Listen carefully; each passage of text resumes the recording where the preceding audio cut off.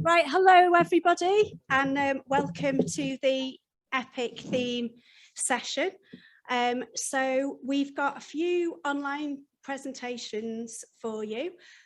We've got Heather Brown doing an update on the theme generally. We've got Claire Selby talking about the current collaborative projects on mental health. We've got Hilary Stewart talking about trauma-informed approaches. And I'll be taking questions on Hilary's behalf. Hilary's away at the moment, but I worked on this project. We've got Rebecca Fish talking about the Better Mental Health Project. We've got Steve Dodd talking about the mental health impacts of climate change. And all questions are going to be answered after the sessions by the presenters online. Rebecca's going to be presenting online as well. The rest are recorded. I'll also be monitoring the online chat, so if anybody's got any questions, you can put them in the feed loop chat. Okay, thank you.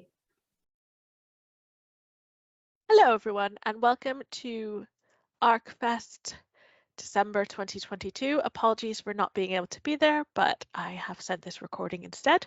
So thanks for attending, and I just was going to give a quick update of what we've been up to. So as always, since the last ArcFest, the Epic theme has been keeping themselves very busy, and I'm just going to run through some of the things that we've been doing. So on publishing, we've had a few publications in academic journals, such as an article in Environmental Health on air quality, also won an Australian Economic Review on energy poverty, and a recently accepted publication on the For Equity platform and a special issue of the Journal of Public Health on health inequalities. As well, we've also co-produced an animation, Tech-Enabled Care at Home. And in terms of funding, we've been very busy on the funding front. We received funding for a UKRI AHRC grant for a 9-month project to build community research consortia to tackle health inequalities, and that is with Lancaster, Liverpool and Bristol universities in conjunction with the Fylde Coast, particularly Blackpool. Claire Selby has received funding to attend a conference that I think is happening at this moment. Claire and Paula also were successful in working with the Lancashire, Cumbria, Cheshire and Merseyside ICB boards to receive funding for NHS England to help develop networks. And as well, we've had grants submitted by Paula and Emma Halliday for participatory arts and health and care research, as well as Paula's been a co-applicant on a project, Gambling-Related Harms and Research Active Communities. And Kozer and Joanna have submitted funding to the RFPV on optimizing social prescribing for the South Asian community. And I've submitted a research professorship to NIHR on tackling health inequalities and improving population health, creating a policy tool to foster collaborative working at the local level. And some of our engagement activities, we've had 2 core meetings, one at the end of September on health research, the what, the why and the how, another one at the start of December on storytelling and research. And as well, Katrina has been busy with the health equity toolkit, and she was at the Festival of Social Science, and you can see there's a link to the YouTube video showing that there in case you're interested. And unfortunately, to finish off, we have to say a fond farewell to Dr. Joanna Goldthorpe, who is a research fellow within ARC, who will be leaving us at the end of February for an exciting job at Manchester City Council. And Joanna will still stay involved with some ARC activities, in particular, hopefully the LVRN work. And thank you, Joanna, for all the work that you've done with us. Hi everyone. Unfortunately, I can't be there in person today, so I've recorded my presentation looking at my role as a stakeholder and engagement manager within the ARC, and specifically looking at how the CORAN, the Community Research and Engagement Network, forms connections, creates conversations and encourages collaborations across organisations and sectors to ensure the voice of communities is woven throughout the work of the ARC.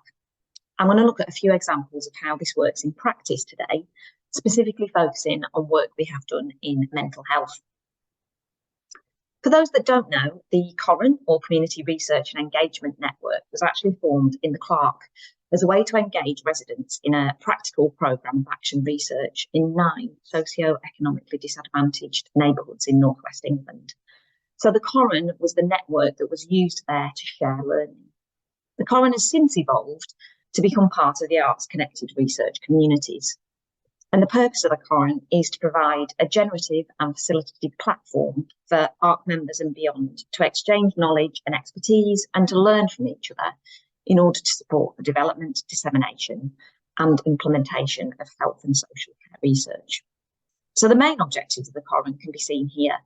It's to know what matters to people in local communities, which health research could help improve, to ensure communities are involved in developing, creating and doing research which has the potential to impact in local places, to create and facilitate a space for discussion and development of research, and to share knowledge and skills around health research and how better to understand it and get involved. So what does that actually look like in practice? Well, today I'm going to share a few examples, all interconnected, of how the COREN works through making conversations, encouraging conversations and forming collaborations. I should say that a lot of this work does take time. Relationships and trusts can be hard to build, and often the outcomes are hard to see initially. They often take the form of intangible assets like goodwill to be involved in projects or events, a willingness to support work across the ARC, and the COREN being asked or invited to be involved in different projects. And from these intangible assets, more tangible outcomes are gradually created, leading to the point where we want the COREN to be, where the voice of communities is mainstreamed throughout the work of the ARC and more broadly in research projects across the North West Coast. So here are a few examples of how this might work in practice. The COREN was approached by Fee, Logan and Paul Marshall in September 2022. For those that don't know, Fee and Paul are 2 researchers based at Lancaster University. And one piece of research they're currently working on within the ARC is the Living Library. Living libraries are events focusing on creating safe spaces for conversation. They involve living books, i.e. people, sharing important parts of their life stories in short conversations with readers. So Paul and Fee and other researchers, along with a group of mental health service users, professionals and third sector staff, had co-designed a living library focusing on mental health. They'd also spoken to experts in this approach and looked at research on living libraries from around the world. This helped create a theory for why this kind of event may work and to co-design a guide for how to run a library of lived experience for mental health. So they approached the COREN because they were then looking for groups and organisations who'd like to collaborate with them in running a living library as part of ongoing research into how this approach can be applied in mental health. So the first piece of work that we did when Paul and Fee came to us was to share contacts and networks. So the COREN has members who sit not just across the entire North West Coast region, but also across a lot of different organisations and networks. So I was able to share relevant contacts directly with Paul and Fee, with their consent, of course, so that they could then contact them directly.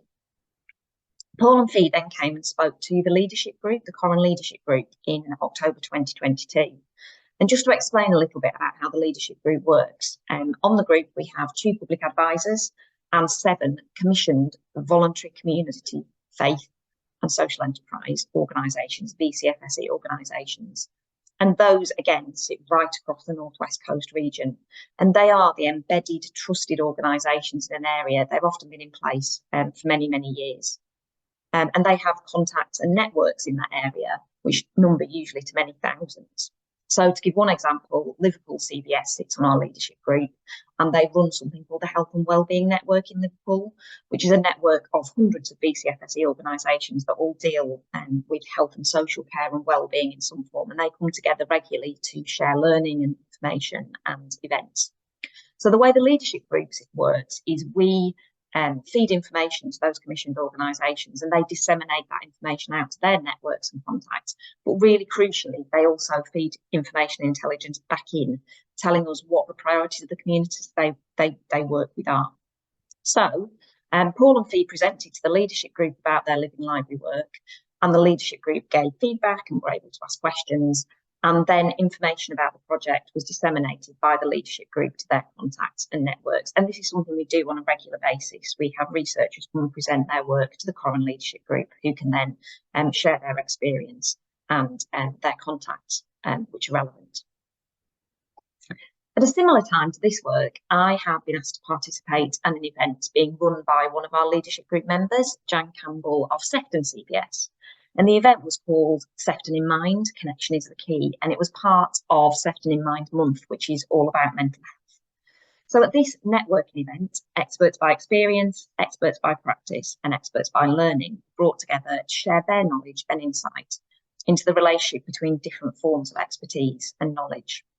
So I spoke at the event in October 2022 about the work of the ARC, being experts in learning around mental health. And that was attended by over 100 people from the local community, as well as practitioners and researchers. So it was bringing together lots of different people and different organisations. Following on directly from that, and after a number of conversations about the Living Library project with Jan from Sefton CBS, it was decided to hold a similar event to bring people together, but this time the focus would be on how stories could be used in health research as they are in the Living Library project. So the event was held on the 2nd of December, which is actually in the future as I'm recording this. So Paul was invited to speak at the event, which looked at how stories can be used in research, both to give a voice to the community and to provide powerful evidence for change. So Paul was there to speak about his work on the Living Library project, and there were other speakers on the day from Lancaster University, looking at how to creatively gather and use stories in research as a way to make change happen. From the Point of Care Foundation, which was talking about Schwartz rounds, which are a sort of structured way that staff in healthcare can come together to discuss the emotional and social impacts of their work, and other projects from Sefton Libraries and the Writings on the Wall, which looked at the power of stories and storytelling. The other connection, which happened as a result of the Sefton in Mind event, was a number of people came forward to be part of the collaborative mentoring programme, which is a programme that the Coran are currently facilitating and running.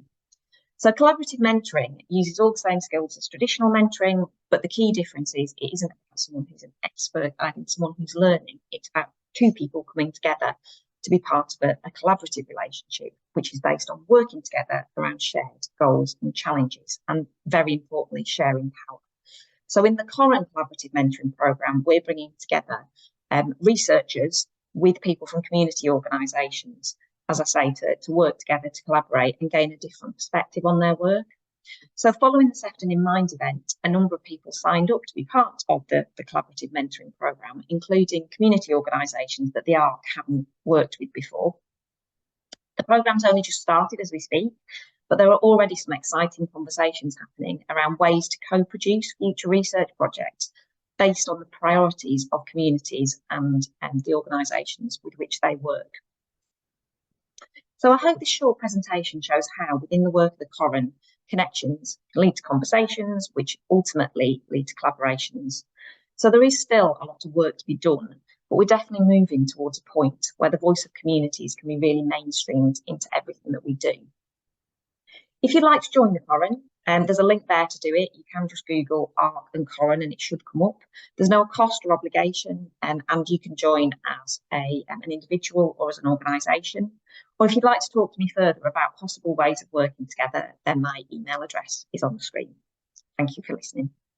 Okay, Claire, I think you're there. Did you hear that question? How can you use the library in health professional education? I don't know if you're able to take yourself off mute. Okay, so what I would say is, because I didn't work specifically on the Living Library, that was, as I say, a research project that Paul and Fee worked on. So the Coran, which is the network that I obviously spoke about in the presentation, we sort of facilitated the collaboration, some of the collaborative work around that with Paul and Fee. But I think if you have any questions specifically about the Living Library, I'm sure Paul or Fee would be very happy to speak to, because they are looking for other people to speak to as well. So I'm not sort of fobbing you off there, but I hope you understand that that's not my area of specialism. It was more the collaborative work. So I think it'd be best put to them, to be honest, if that's all right. Okay. Claire, can I just ask as well, are there any resources online that people could go and have a look at if they wanted to find out more about the living libraries or see what a living library looks like? Yeah, there is a page for the Living Library online for men. If you pop into Google Lancaster University and Living Library, it comes up as the first page. So there's a page all there about the project, but it is carrying on. The work is carrying on at the moment. So definitely get in touch with the people there, and they can talk to you more. And I would also say keep your eye open for the ARC newsletter and look at the Coram section, because Claire organises some fantastic events. I went to one recently on storytelling that was really, really well attended and really interesting. Got another question, Claire, from the room? Hi, Claire. Hi, Neil. All right. I hope you don't mind me speaking on your behalf, but it was to speak to Pam's question about how living libraries could potentially inform healthcare and healthcare research. I suppose one of the obvious ones that springs to my mind is kind of like in dementia and Alzheimer's.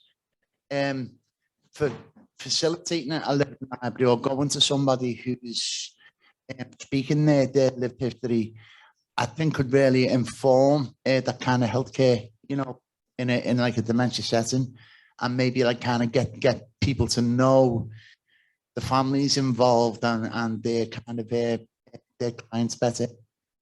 Just thought. Thanks. Thanks, Neil. Yeah, I know they've been used in a huge number of different ways, and there is a sort of a growing body of evidence around them. So it's definitely worth looking at if people are interested. Have you got a quick question, Peter? Yeah. Okay. Is there a footprint map somewhere of Coram's community places? Where is it at and where is it not at? Technically, Peter, we sort of cover the exact same footprint as the ARC itself, but I would say that the leadership group that we have, which has the 7 organisations, I'll be very happy to share with you those organisations. Again, they do cover broadly the same footprint, but they obviously are in specific locations. So, you know, I mentioned Sefton CVS, there's also Liverpool CVS, Blackburn with Darwin Healthy Living, Community Futures in Preston. So, yeah, we sort of broadly cover the same footprint and through their networks. So the Health and Wellbeing Network, which Liverpool CVS run, covers obviously the sort of the Liverpool area. So, yeah, pretty much broadly the same area as the ARC, but with, I suppose, some more sort of specific targeted areas.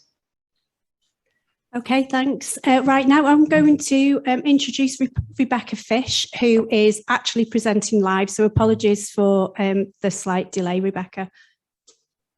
Is that okay? Yeah, you're fine. We can see you, Rebecca. Thank you. Okay, so I'm just going to tell you really quickly about, so I'm a researcher at Lancaster Uni. I'm just going to tell you a little bit about an evaluation project I worked on recently for Blackburn with Darwin. So if you want to know any more about the project, you can email me on r.fish1@lancaster.ac.uk, and I've got some summary documents that you can read if you want to find more out about it. So this was funded by the well, I was commissioned by the public health team at Blackburn with Darwin Council to do this evaluation, and the funding came from Public Health England's Prevention and Promotion for Better Mental Health Fund. So Blackburn with Darwin put in a very comprehensive tender to access this fund, and 10% of the evaluation of the money for the funding went towards evaluation. So that allowed me to do quite an immersive evaluation. And also Blackburn with Darwin's collaboration with the ARC allowed me to sort of come on board relatively quickly, because it was quite a short-term project, group of 3 projects. So the process of evaluation, and I'll tell you a little bit more about the 3 separate projects in a minute. So the process evaluation involved all of the stakeholders and team members doing pre and post WEMWEDS measures. And the bit of the evaluation that I got involved in was focused observation, so going along to events and being present in team meetings and things like that. And I also did semi-structured interviews, with 20 people, so 10 team members, 4 stakeholders and 6 beneficiaries. And then I did an online survey as well, which was quite in-depth and qualitative, and that 8 beneficiaries filled that in as well. So some quite in-depth insights from people involved. And I also did an internet-based search, so looking at sort of social media sharing and things that people were saying about the projects. So the evaluation questions that I were looking for were the people's perceived aims and benefits of the different projects, the perceived reach of the project, who it was reaching, any innovations and sort of enduring change, so things that would last beyond the end of the project, because the project was only for 12 months, any challenges experienced and how people overcame them, and sort of ideas and hopes for the future, including things about, you know, regional mental health need, people's thoughts about that in the future. So I'll just tell you a little bit really quickly about the 3 different projects that were part of this larger funding. So Blackburn with Darwen commissioned established providers for these projects, because obviously they had to hit the ground running. So the first project was a whole school suicide prevention approach, and this was delivered by Papyrus, which is an established provider already. And Papyrus, for this project, established links with local schools. They supported schools to sort of put in place suicide prevention policies and awareness. So things like school assemblies, they worked with young people to make a YouTube video that they showed at these assemblies. And also they provided training for people who encountered young people, so people like youth workers and carers and parents as well. And they did quite a lot of those different training sessions. And at the bottom right of this PowerPoint, you can see the YouTube video that they produced if you wanted to look that up. So the outcomes of this first project, they reached you know, 1,500 beneficiaries, including 216 practitioners. And there's a couple of quotes there. I've got to move something so I can actually read them. Hold on a sec. Okay, so in terms of one of the beneficiaries of the training, she said, as a mental health professional, of course, I use research and evidence in my work, but the evidence doesn't give you practical tools to use.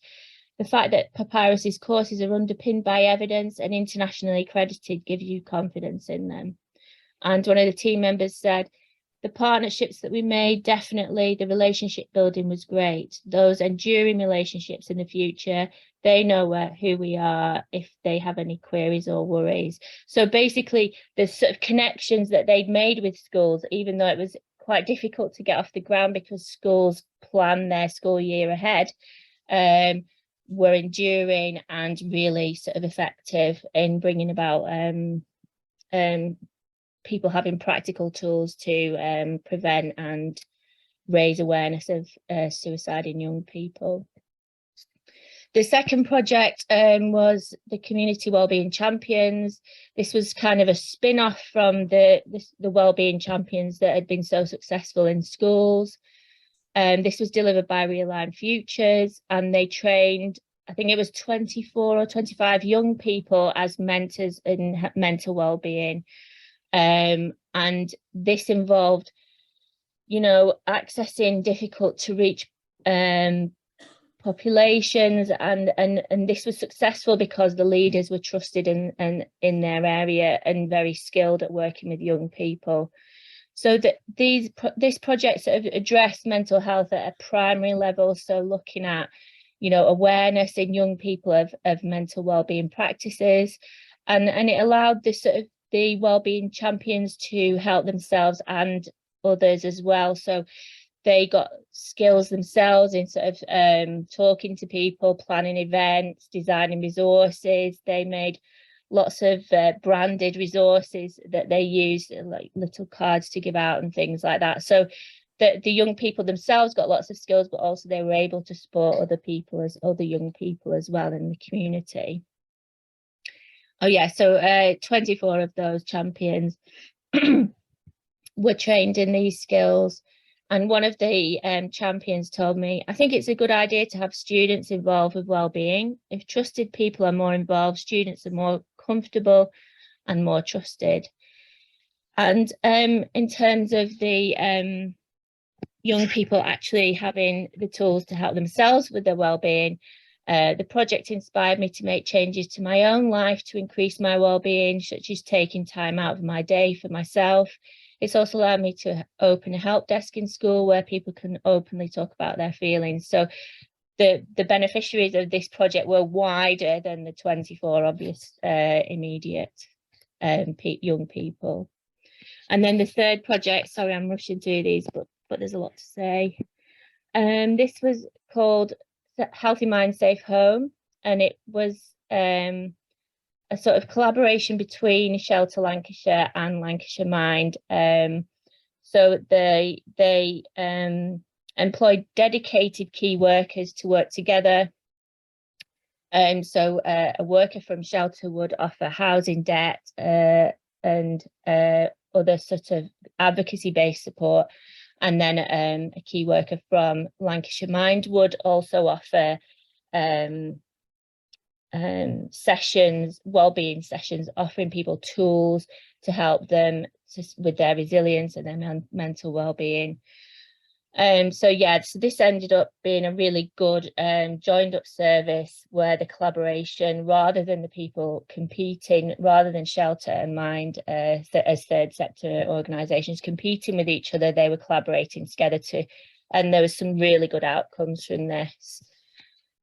Yeah, so the project reached 275 beneficiaries, and the WEMWebs demonstrated statistically significant increases from the pre and post exercise. And a stakeholder said, for me, there was something around Lancashire Mind working with Shelter, both really proactive partners. Rather than working competitively, having a joint outcome has meant that they've had to work together. And a person that they helped to get off the streets, a beneficiary, told me over the phone, I think it's absolutely incredible, amazing. These guys are miracle workers. They've got a dream team. I have a leg to stand on and capability of making decisions for myself now, making the right choices and keeping things moving forward. So that was a person who was able to access housing advice, benefit advice, and literally turn their life around because of this sort of model of help, you know, rather than just kind of palming people off. Oh yeah, here, ring this number. You know, there were a number of sessions and they were working very closely with people. So to end, I'm just going to give what I kind of gleaned from this for sort of top tips for successful projects. And we've actually got Francis Riley from Blackburn with Darwen in this room to answer questions if you have any about the actual projects, if we've got time.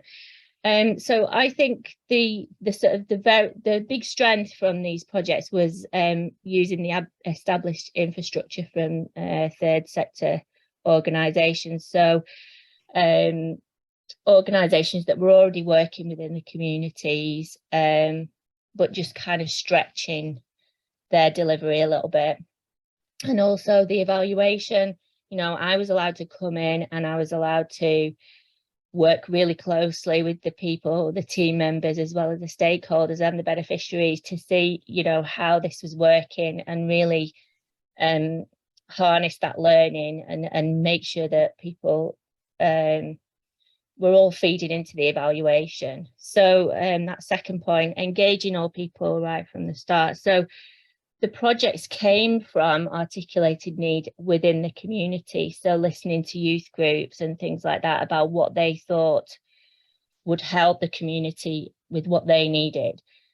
So in terms of sort of involving experts by experience, they can bring out sort of areas of need where things need to change and where help is needed. They can bring situated perspectives. So from their point of view, how things how the intervention has addressed any areas of need. And they can also steer the evaluation and to show key areas for exploration and the need for improvement of the interventions whilst they're ongoing.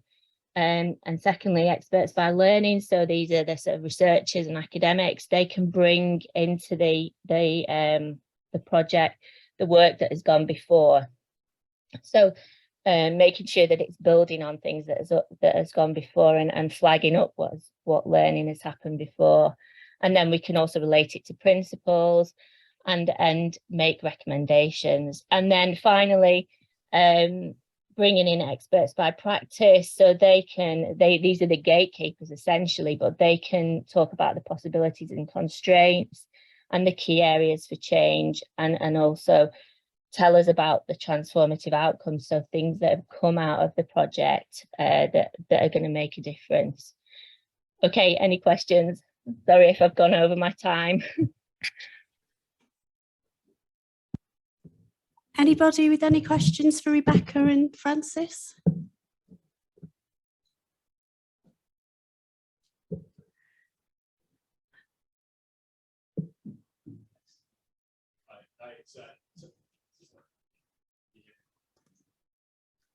Hi, it's Tony. Just thinking about physical health, lots of people with lots of chronic physical problems, diabetes, epilepsy, learning problems. How do they feature in the mix here? Could you possibly repeat that, Joanna, because it's really quiet for us?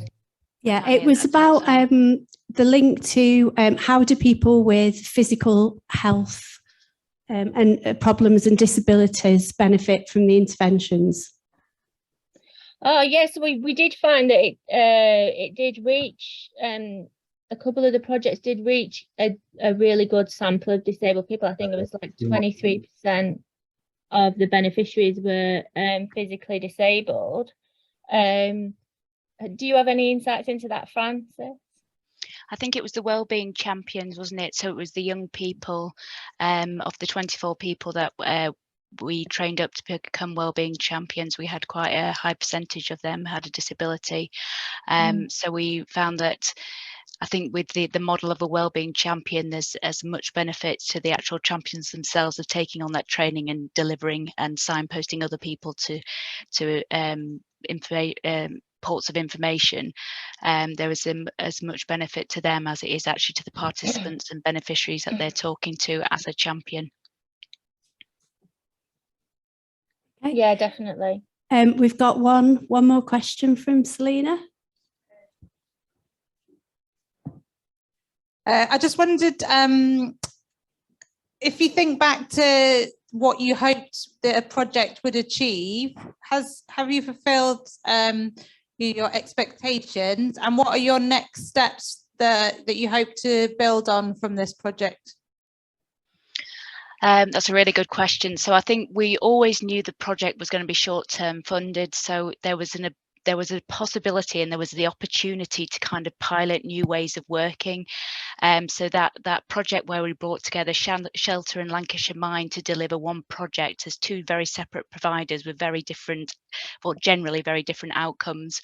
We wanted them to work together, and I think there was a real, we probably didn't really predict how positive a relationship that would become, and how actually just by the staff being so much more aware of each of the projects, how they are continuing to work together. Although the funding has ended, they are continuing to signpost each other and working really closely together as two separate providers now. But the link and that relationship has formed over the course of delivering that project together.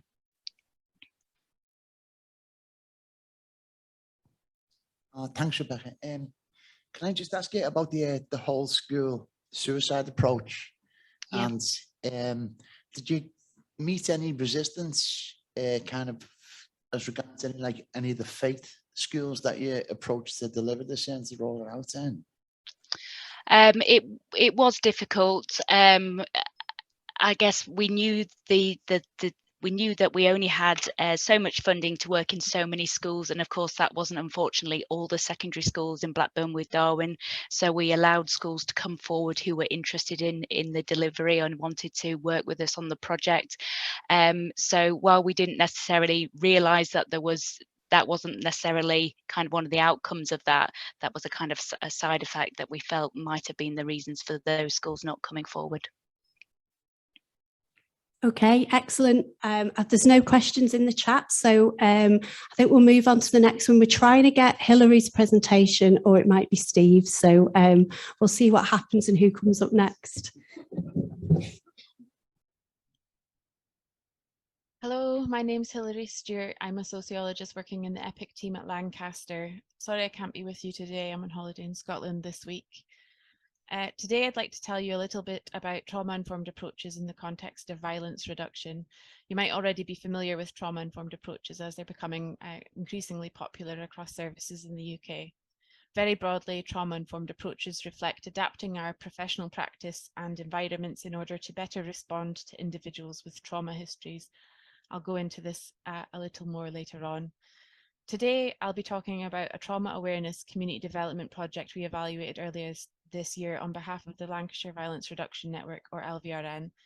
To do this, I'll chat about the wider framing of this approach, as well as some of the data from our evaluation to situate the trauma-aware culture change that's taking place in the Northwest as a violence reduction strategy.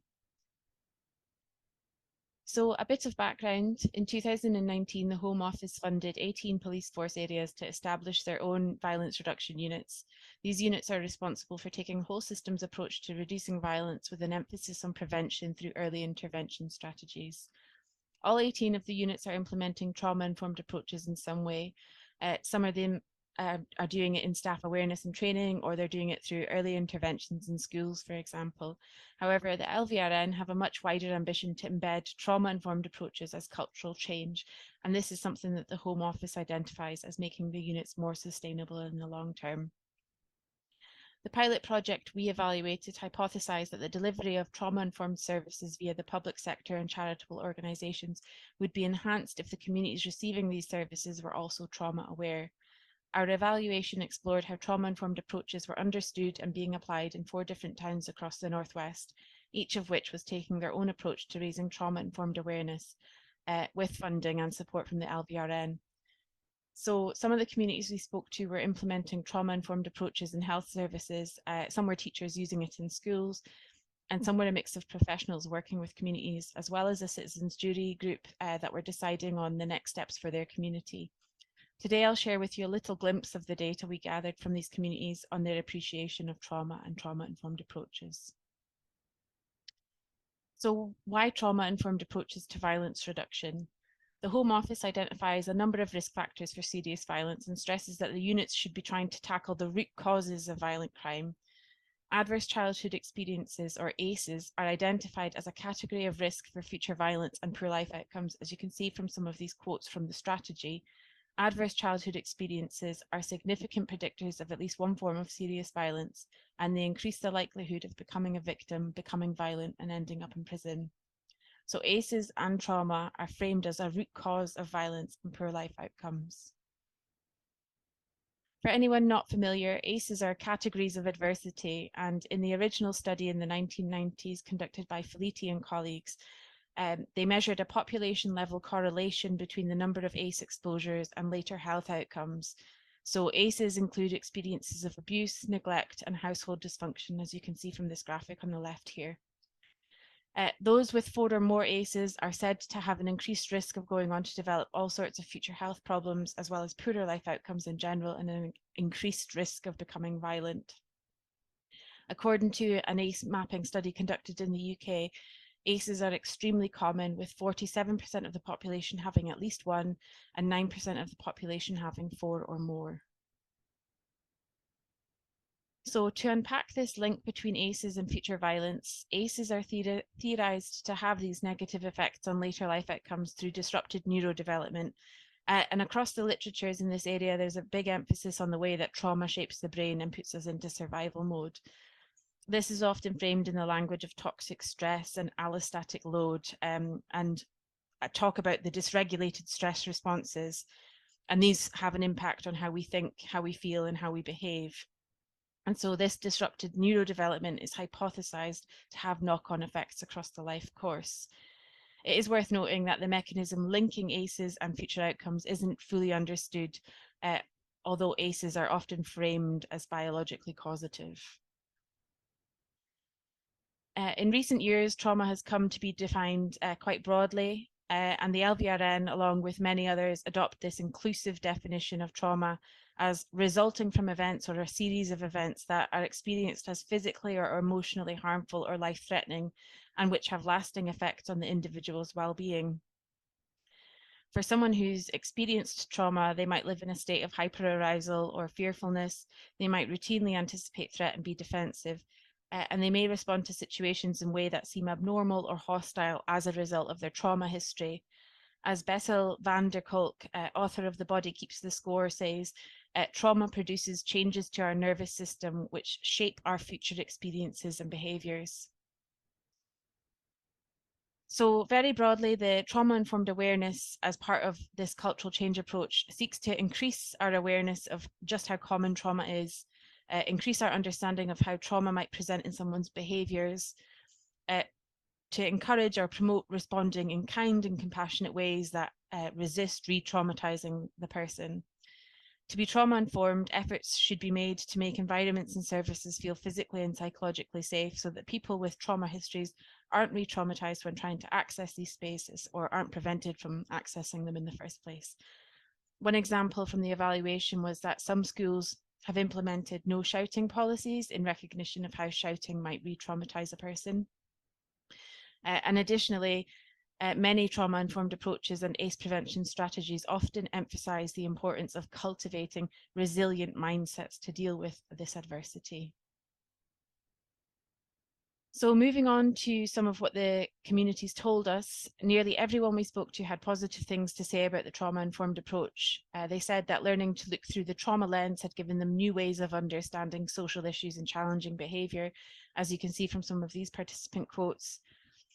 So this youth service worker here identified that the police used to focus on the negativity of the antisocial behaviour, but after receiving trauma-informed training, they were granted a deeper understanding of this behaviour as stemming from a history of trauma, and that knowing this had granted or contributed to a positive change in their practice. And this is echoed in this middle quote from a former police officer who says he now understands why people displayed the behaviour that they did.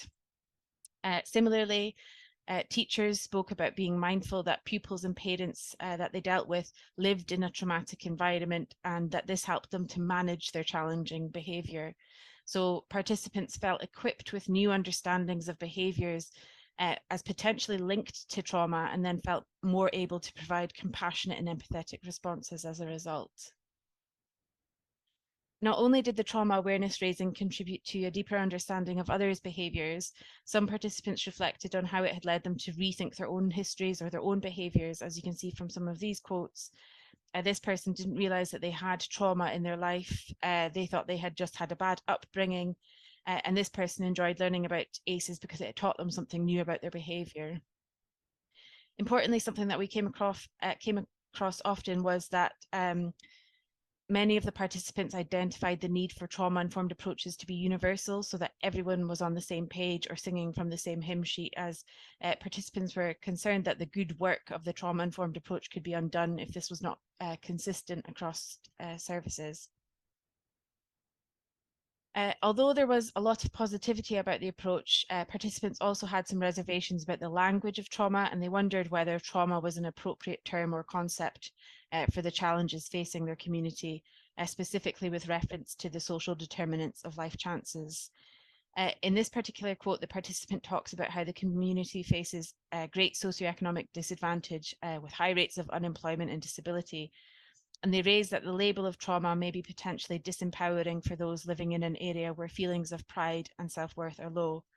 They also had questions about how helpful it is to tell people that you have trauma when there isn't necessarily enough support or resources to respond to these issues of trauma. And these are really important considerations when we consider the immense strain the NHS is under, and mental health services in particular. At this stage, we haven't yet had the chance to include those affected by trauma to explore their feelings and appreciation of trauma-informed approaches, but this is something we're looking to explore in future research with the LVRN.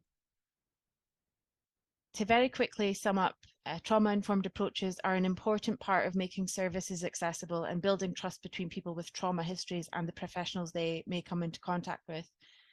Making services psycho-emotionally accessible has the potential to include a wide range of individuals with mental health conditions who might otherwise be excluded. The EPIC team are continuing to work with the LVRN on evaluations and research with a focus on how to include those with lived experience in future research. And we have a knowledge exchange event coming up in January with the LVRN and multi-agency partners. Thanks for listening, and I hope you enjoy the rest of ArcFest.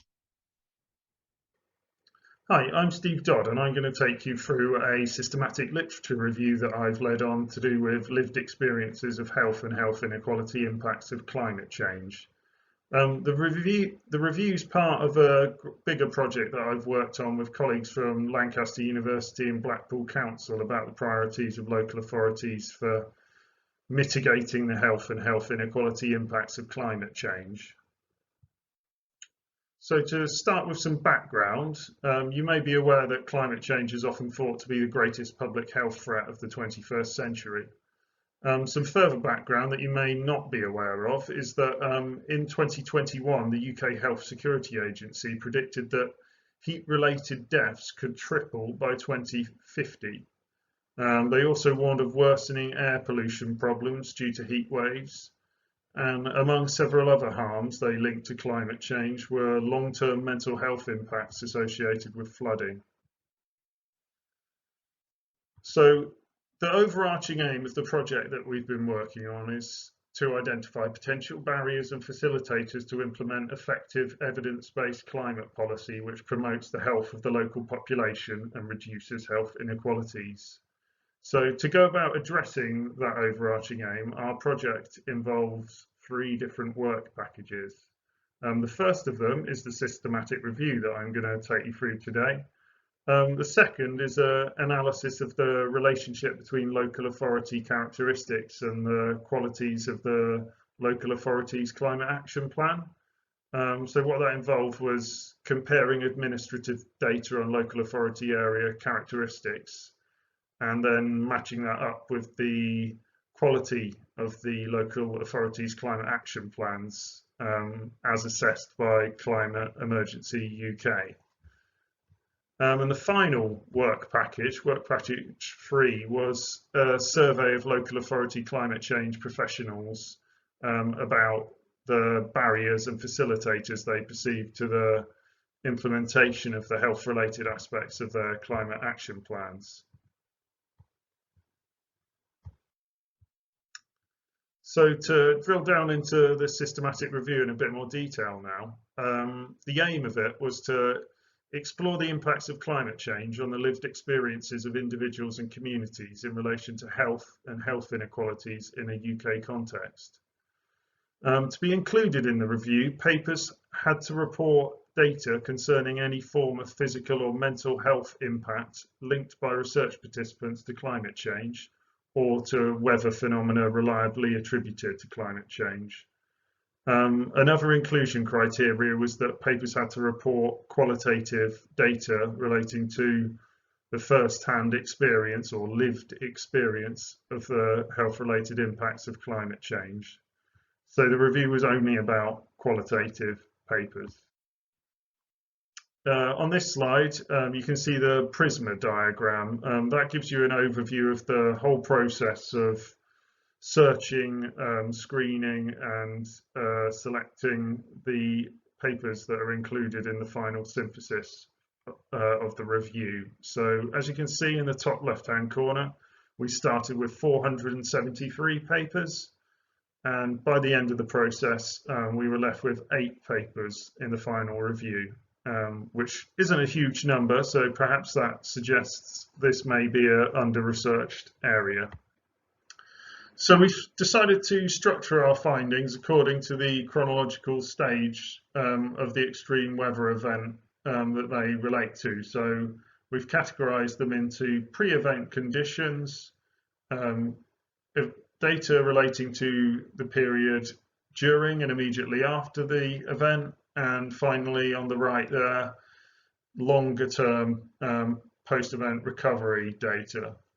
So in the first category of pre-event conditions, that could be things like features of the local population or the environment, and those might predispose them to greater impacts, or it could relate to institutional preparations for extreme weather events.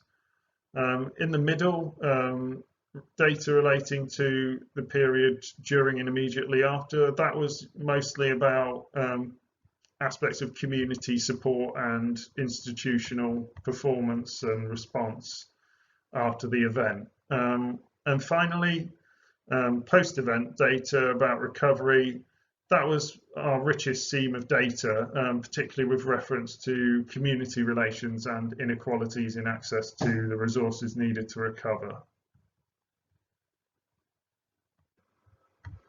So turning to our first category of pre-event conditions, the most prominent sort of form of data here concerned institutional readiness and the need for strategic and frontline agencies to join up and have clear plans based on a well understood division of labour. Institutional readiness could also relate to local institutions' awareness of population characteristics and any health inequalities that could influence outcomes if there was an extreme weather event. And an interesting strand of the data in the pre-event conditions was that we often saw that trust in local institutions could already be sort of set at this point. So that could obviously have implications for the relationships between the population and the institutions at later stages of the process. So turning to the period during and immediately after the event, we had some interesting data that highlighted the importance of communication. So research participants flagged up that they felt very strongly about how information was provided to them and how they were spoken to. So it wasn't just a question of the practical details of what happened, but actually how people were treated within that. We also had some good data about the resilience of local institutions and their ability to respond. So in some cases, institutions themselves could be affected by extreme weather events, and that could hamper their ability to respond and help other people in the community. And finally, we had some rich data on community support. So we saw that community could often step in at these times of emergency and help people in a way that institutions never could. So more type of relational impacts. And we even saw that they could compensate to some degree for institutional failures at times. So lastly, to discuss data about the longer term impacts after extreme weather events and the whole process of recovery. A strong thread of the data was about mental health impacts. Examples of this included the sense that people had changed their self-identity. One case was somebody complaining of now occupying a needy role when prior to the extreme weather event they hadn't. There was also a lot of data about dread and feelings of worry about flooding returning, and that could even affect people who hadn't been directly impacted with the first flood event. Another interesting strand to the longer term data was to do with systematic differences in the degrees of sort of damage experienced by different individuals and communities. One form this took was gender differences. So there was a paper that argued that women tend to experience the damage of flooding more intensely than men do. Another kind of systematic difference or inequality is in the level of community support that different households could access. So that relates to the notion of social capital and the sort of degree of links to your local social network that you might happen to enjoy. So that's often set before the event ever happens and then plays out in the period during and after the event. At the community level as a whole, we saw that in a lot of cases communities were strengthened by mutual experiences of adversity and by processes of mutual aid where they've helped each other. But also in some cases more sort of corrosive dynamics could set in where differences in impact from the event could sort of damage community relations. So taking the data as a whole, what does it all mean? Well, we've seen that inequality can play a role in the resilience of households to extreme weather events. And we've seen that those who suffer the worst impacts of those events can often experience acute distress. Using the type of chronological framework that I've set out, it's important to note that in the longer term recovery phase, after statutory services have stepped away, that is often the period when inequalities can kick in and the wealth and social capital of some households has its greatest influence on outcomes. The inadequate recovery of some households at that stage then unfortunately sets the stage for a further deepening of inequalities when the next extreme weather event hits. And as climate change continues and extreme weather events become more common, there's a risk of a downward spiral of inequality setting in. So reflecting on all the papers, something that I'd like to highlight is that they show what are contingent and contestable patterns of climate disadvantage and remind us that we shouldn't mistake them for things that are natural or unavoidable. Thanks for listening. Heather Brown and I will be available at the end of this session to discuss the review if you'd like to ask any questions. We'd also be very happy to hear from you by email. Okay, anybody got any quick questions? Heather is online to answer your questions. Is it working? Yeah. Hi, Heather. It's Sandra Smith. I'm one of the public advisors. To be honest, I'm completely and utterly lost. So when I look at research, I always look at the main thing, and they always say, oh, Sandra always says these two words, implementation, dissemination and implementation. How and why and what is dissemination of this research, and what do you hope to implement at the end of it for the benefit of the public? Do you want me to take that, Steve? Sorry, I like to ask awkward questions. So this is a development grant that's funded by the NIHR to identify research priorities. So the aim of this is basically, it's kind of to identify what is known and what is unknown in areas for future research. So the review that Steve presented is particularly looking at the lived experience, because that's something that I guess in terms of what local authorities know about climate change, that hasn't been a focus of when they've been developing their climate change plans. So I guess in terms of implementation, what this research ultimately feed into is the climate change plan. So I think 2/3, possibly more, of local authorities have climate change plans and they're living documents. So the sort of thing is by highlighting people's lived experience.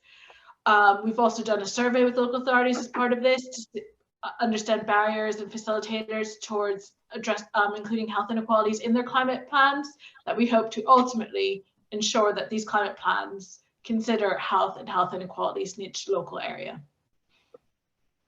I hope that answers your question. I don't know, Steve, if you have anything to add. Yeah, just to recap what Heather said, really, I think it's to do with sort of uncovering blind spots in local authority climate action plans, so where they might have overlooked health and health inequality impacts that communities may be suffering from extreme weather events. So I'm sorry, we can't take any more questions. We've got to move on to the next session now, but if you want to make contact with Steve or Heather and ask any more questions, find out more, you know, you can use the EPIC ARC inquiries or the EPIC, any of the emails on the EPIC website. Okay, thanks everyone.